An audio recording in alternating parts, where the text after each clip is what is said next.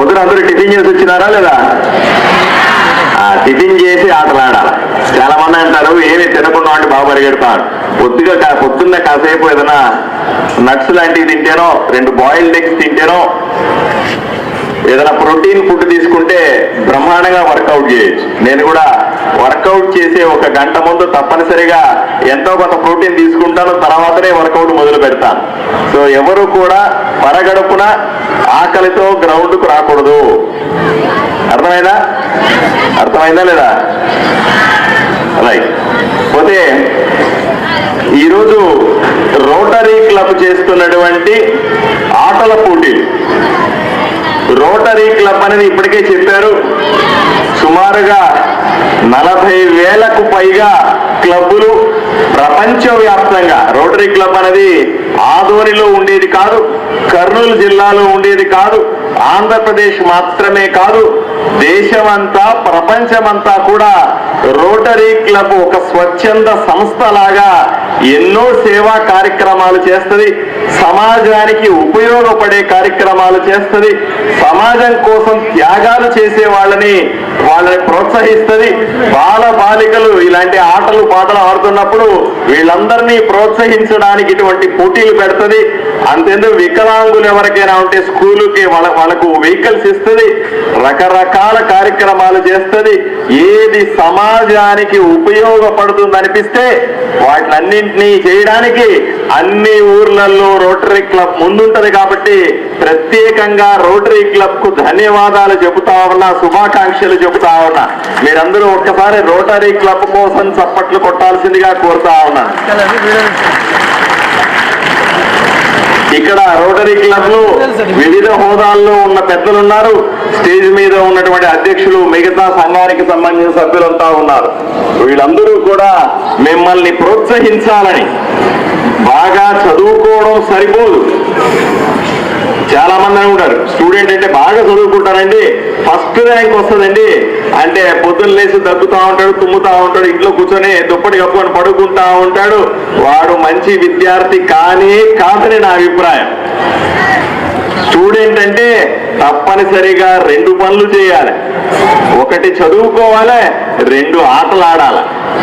2 కూడా సరి సమానంగా చూడాలి.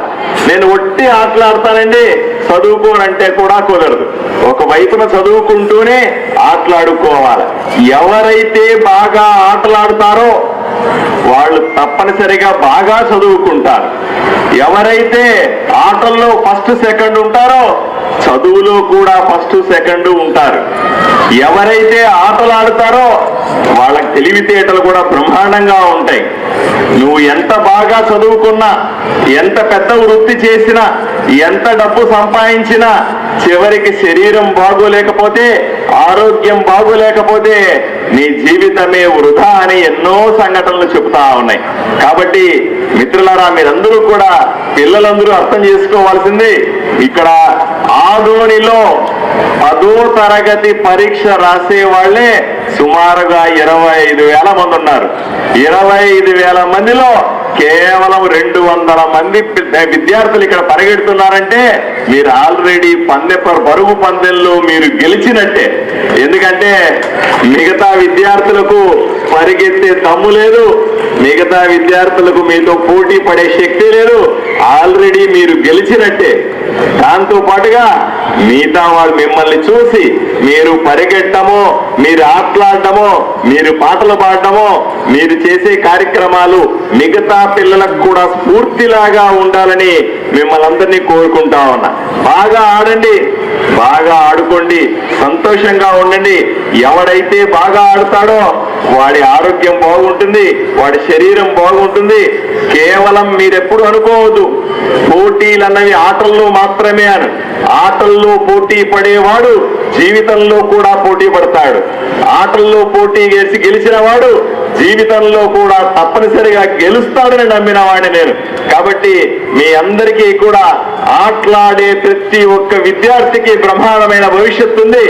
ఆటలాడే ప్రతి ఒక్క యువకుడికి కూడా బ్రహ్మాండమైన దేశాన్ని ముందుకు తీసుకెళ్లగలిగిన శక్తి ఉందని మీ అందరికీ తెలియజేస్తూ, తప్పనిసరిగా ఆదోనిలో కూడా మీలాంటి విద్యార్థులందరూ కూడా బాగా ఆడుకోవాలని, బాగా చదువుకోవాలని, మంచి మంచి మెడల్స్ తీసుకోవాలని ఎప్పుడు కూడా అనుకోవద్దు.